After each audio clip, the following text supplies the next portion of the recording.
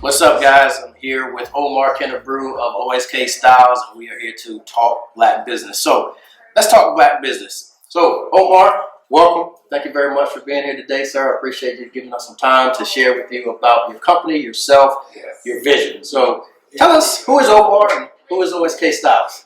Tamana, I absolutely appreciate the opportunity and thank you for the time to have me. And again, Omar Kinnebrew, O.S.K Styles, as you see, the nomenclature comes from my initials.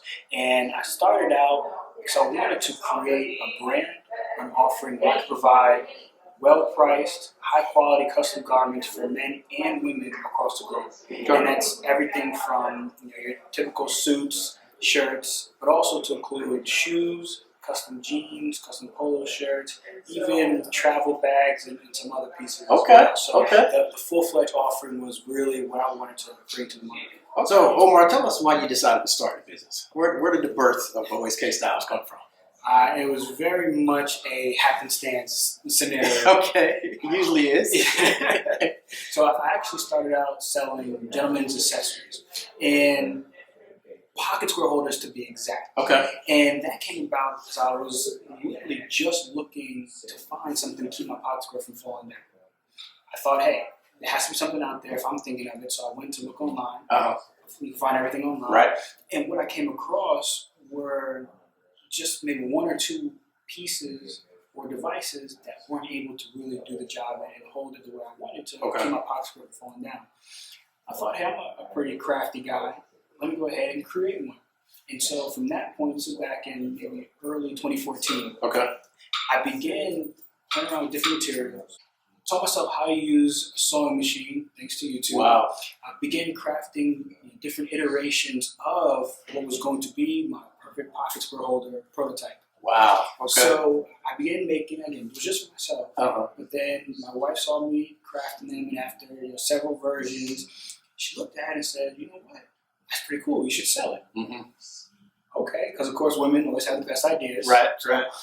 So I began selling it on eBay, on Etsy, and then really got a big push when I got on the Amazon platform as well. Sales started to increase significantly, got into some boutiques, but then at that point, I'm thinking, okay, I have my brand, O.S.K Styles, just so I can house my accessories, like pocket square holder, cufflinks, etc. But I also see that in the menswear realm, not even in Atlanta, but kind of throughout the U.S., that there's a potential need for well-priced custom garments. Okay. I found that some of what was being offered, again, in Atlanta and other places throughout the U.S. was, we'll say, a bit inflated. Mm-hmm. Quality wasn't there, price was way out there. Right. And so I established some partnerships with guys that were making custom pieces for me, and it was just that simple. I said, hey, would you mind working with me to bring this offering to Atlanta? Sure, no problem. Right. And so that was my foray into the custom realm back in 2016. And so once I had that foot in the door, so to speak, things took off. And so from there, I just began vetting out more master tailors, more cobblers, more production houses, you name it, so I can build up this offering. And so now I have 6 production houses from Asia to Europe where we can literally craft anything you can think of. Right. Wow. Interesting story. So the man taught himself how to sew. You believe that? Right. Now, a lot of entrepreneurs feel like, I've got that spirit of entrepreneurship, or I've always felt like an entrepreneur. Was this your first venture, or have you always had that feeling like, I want to do something, or was this it for you? So that's a great question because, no. Okay. And I would say it's a great, a lot of folks, they say they have always known that I wanted to do X, Y, Z, I always want to work for myself. I'll be honest with you, Taman. I graduated from North Carolina A&T with a background in business, went on to get my MBA from Mercer University, and my goal was to continue working and moving up in corporate America so that I could lead sales divisions and run companies and all that fluffy stuff. Yeah. Unfortunately, it just wasn't working out that way. And when I came across inventing the pocket square holder and then going down that path, I started to see that, this could be an option. Okay. But I still hadn't completely, walked away. Right. It wasn't until I got laid off last year. It'll be a year, literally, in about a few weeks. Okay. When I was laid off, luckily my business was built up to the point of sustainability where I didn't have to go back. Mm-hmm. And so when I say that I started by happenstance, hey, literally the same way or same manner is how I became a full-time entrepreneur. And I was just fortunate enough that I had the right processes in place and had gone about things in the right way. Not everything, Right. Not everything, always worked out. Right. But it worked out enough to where, hey, I could continue doing this and I can grow and build something for me, for my family, and for my future. Right. Right. So interesting. So a year is coming up. Absolutely. Okay. Absolutely. You laid the platform and had yourself ready. So Yeah. congratulations on that. Thank you. Thank you. Not easy. Yeah, as you know. Right. The corporate America route, that's another story that a lot of entrepreneurs share. You will hear a lot of people who say either I knew it since I was a little boy, or since I was a little girl, or corporate America gets thrown in there somewhere. I didn't like it, or I got laid off, or they right shot at me, or whatever it was, but I got out of corporate America. So, and there's nothing wrong with that safety net, so to speak. Correct. Having that security, having that comfort of, hey, I know that no matter what, I have somewhere to go. Somebody's going to pay me. Right. I just have to show up and do probably a minimal amount of work for the most part. Right. But there's nothing wrong with that, and that actually leads to some crippling fears or anxiety about walking away to go out on your own. Right. Yeah. And again, you know how it is Right. when you have the option of, hey, do I want to continue living in this bubble of comfortability, or do I want to take that chance? Right. Right. It is a very, very heavy decision. It is. And so, in a sense, it was made for me, so I kind of, took the easy route out. Right. But it was still the decision to not go back. Right. So over the course of your journey so far, what are one or two successes that you say you have had since launching O.S.K. Styles?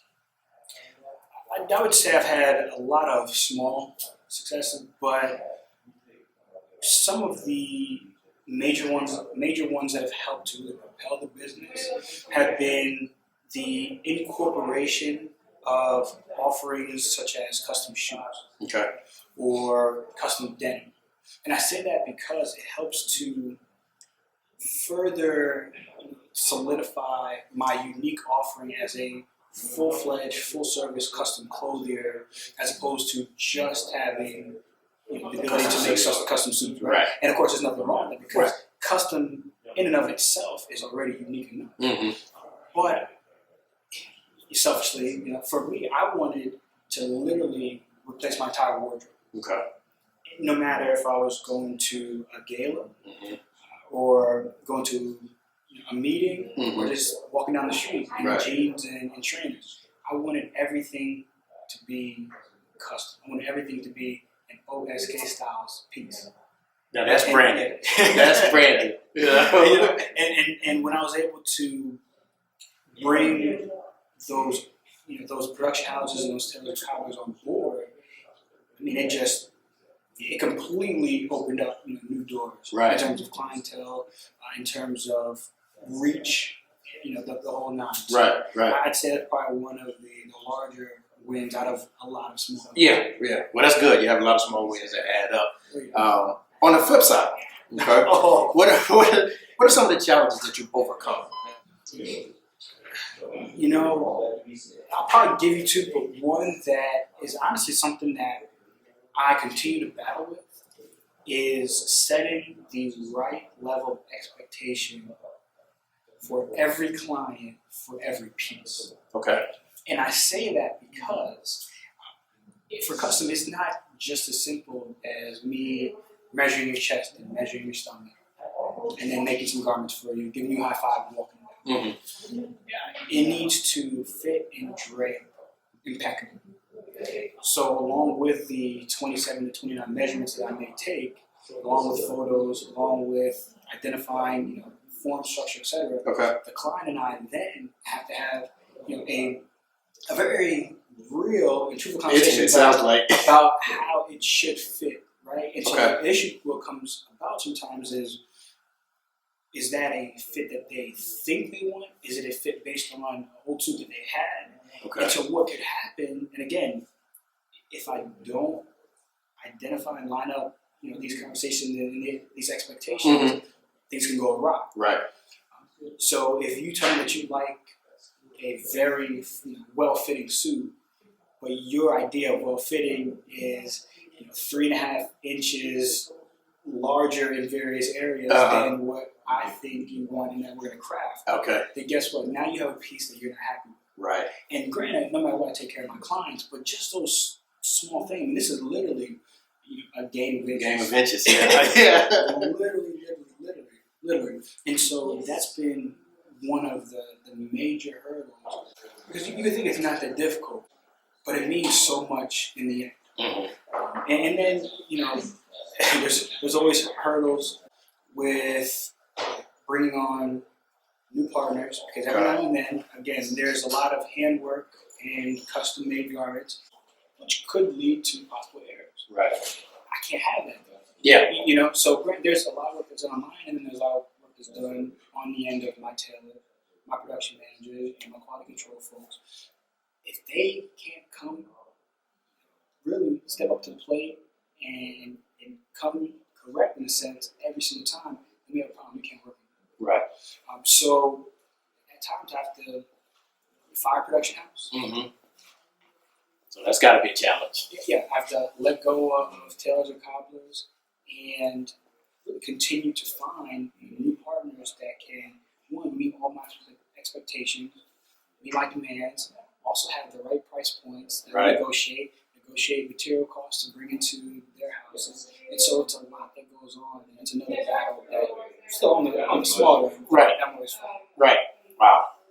So we learned a little bit more about how tailor and custom clothiers work. It's not just, like you said, just draping it on you and doing a couple of measurements. I'm sure there is a lot more to it than that. So share with aspiring entrepreneurs, someone who says, okay, maybe I want to make the leap, maybe I don't, or I'm kind of in that infancy stage, I don't know if I want to keep pursuing. What advice would you have for somebody who's kind of got their toe in the water about whether they want to be an entrepreneur or not? Good or bad? First and foremost, I would say absolutely test the water. Mm-hmm. Go out there and try it, because you never know. Even if you try something and fail, you have learned something from it. Right. But if you are going to do something, you better put 110% into it. Even if you are doing something after your 9 to 5, which a lot of us either had been or are doing right now. Right. Make sure you're putting your all into that, because that same work ethic is going to transfer. You don't just all of a sudden become an entrepreneur and you're like, now I'm going to be great. Right. You have to have a certain mindset, a certain will to have very late nights, have some wins, have some losses, and keep it moving. And so a lot of times when I talk to folks about, really live out your dream as an entrepreneur, and I say, okay, when you get to the point of having an idea that works, having a process that works, having a service that works, and you're ready to go full time, now the work just amplifies. Right. And if you can't wake up every single day, whether it's raining out, whether it's sunny, whether you feel crappy, whether you feel great, whether you had a loss the night before or a win, whether you're like, I'm tired. Yeah. If you can't wake up every day and get out of bed and put 110% into your business, your craft, your enterprise, then stay in the bed. Right. Stay in the bed, work for somebody else, because there's none other people that can do it and may possibly do it better than you. Right. But if you put that 110% out there, then you inch slowly but surely, you inch to the top, you beat out all those other folks that after a while they may just stop because they can't do it anymore. Right. Not everybody has that dream. So for anybody that is an entrepreneur, and wants to continue, for anybody that wants to possibly delve into, the realm of being an entrepreneur, which I'd say, hey, just check it out. Just think about this, because one of the coolest graphics that I've seen that really summarizes being an entrepreneur is, and I can't remember the artist, but it was a very, very simple drawing. And it was a guy or a character in a plane, and they built the plane worked well, and they flew off of a cliff. Okay. And if you are in corporate America or you have something stable, this is what your journey looks like. Okay. The entrepreneurial journey is throw all the pieces of the plane out over the cliff and then you dive, fix the plane, put it all together while you're falling down, and then hopefully get the engine running and pick that bad boy up and take off before you hit the ground and explode right into this fiery mess. And when and I laugh thinking about it now because that explains it. Yeah. You have to figure out a lot, either on your own or maybe if you're some type of mentor protege relationship, but you still have to go through the trials and tribulations. So do as much research, talk to as many people, get a good understanding of industry, service, product, etc. that you're going to move forward with, so that you have an understanding. And please, please, please, I tell our folks, please do not overexpose yourself financially. Don't think that you have $1 million idea, so you're going to go ahead and get $1 million loan. Please, please, please don't do that. Try to minimize your costs, minimize your overhead as much as possible. You'll probably already be operating on a shoestring budget. If you can get funding, still try to operate on a shoestring budget because you never know what can come about that will incur some major expense.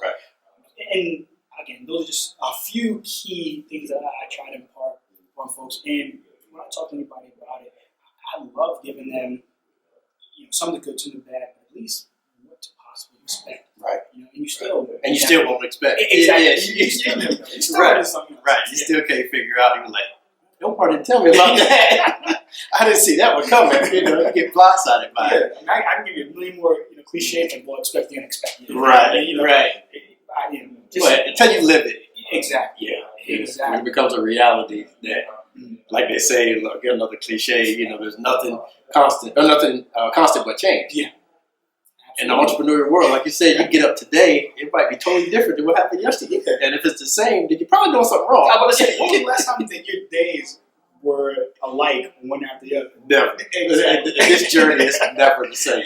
And dealing with clients, you got a different atmosphere anyway. So, you got different people, different personalities, different wants, needs. You got different expectations of you, of your brand. So it'll never be the same. Absolutely. You could do this for the next 30 years and every day will still be different. Exactly. Which is one of the thrills of being an entrepreneur. If you're in that mundane and you don't like being, things happening day in and day out and day in. I give much respect, for instance, to people who work in factories, manufacturing plants, who are putting the same widget in the same hole for 30 years. I go crazy. And that's what this is about. This channel, this platform is for people who don't have that kind of mindset, that they would actually go crazy doing the same thing day in and day out. So tell us a little bit about, what you got on there. Explain to us, some of the qualities, some of the, where it's sourced or anything like that. Yeah, I'd be happy to. Anytime I get to talk about my clothes. I would hope that you get a little pride there when that happens.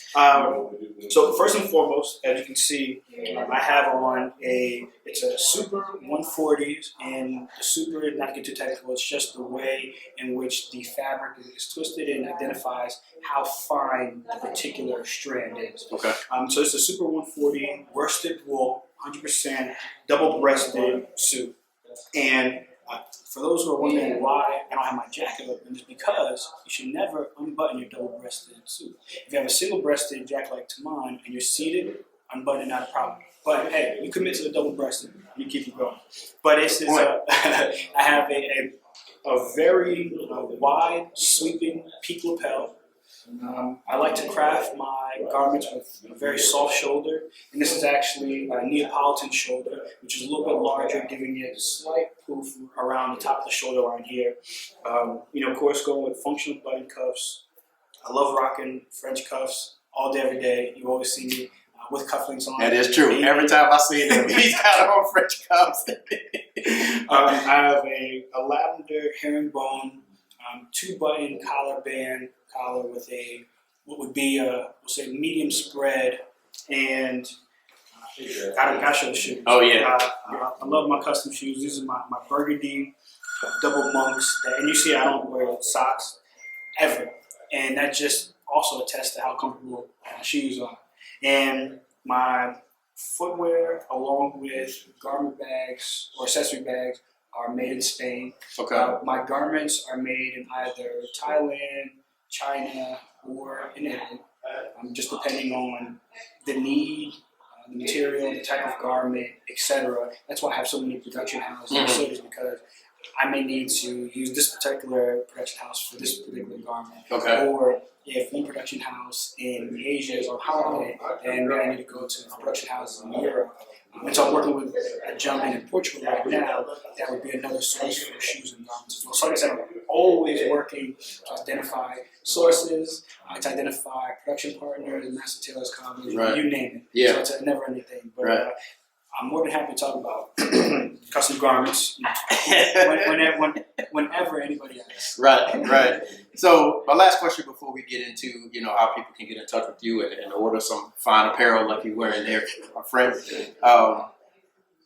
If you could do it all over again and start from scratch, what one or two things would you do different, or has it so far been a pretty comfortable road as far as I probably would take the same path? Whether moving from corporate, whether going into business earlier, later, what would you change, if anything? I will say that I have been fortunate to not make as many dire mistakes come through this. Okay. But I believe if I were to do it again, even starting back to the Oxford holding, I would probably push to get it patented earlier, because that ended up becoming an issue later on down the line. Okay. And for anybody who's thinking about going the route of intellectual property, copyright, patent, etc., it takes a long time. It takes a lot of money. So if you're going to do it yourself, get ready to research and prepare a ton of documents. But also what the cost of it, if it makes sense to pay somebody to do it for you. So I probably would have gotten that patented a lot earlier, or started the process a lot earlier. And this is for the pocket square? For the pocket square holder, And honestly, I probably maybe would have jumped into the custom garment realm a lot earlier as well. Okay. Only because I feel that it would have given me more knowledge up to this point, but hey, so far so good. Yeah, I see me doing this down the road, so I'm always learning something.